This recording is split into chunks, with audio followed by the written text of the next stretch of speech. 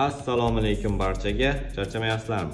Xo'p, hozirda biz amaliy matematikani 6 va 7 sinflar uchun kitobiga yetib kelganmiz. Ya'ni mana shu kitobni hozirda 15-mavzusini yozmoqdamiz. Sizlar bilan mana shu 15-mavzuda nimalar qilayotganimizni bir ko'rib chiqamiz. Kelinglar. Demak, mana 15-mavzu, ya'ni 15-dars yig'indi va ayirmaning kvadrati mavzusi. Dars jarayonchi misol masalalar. Xo'p, rasmlarni bitta-bitta ko'rib chiqamiz. Kvadrat yuzini hisoblang. Quyidagicha misol. Boshida sodda, keyin qiyinlashib boraveradi.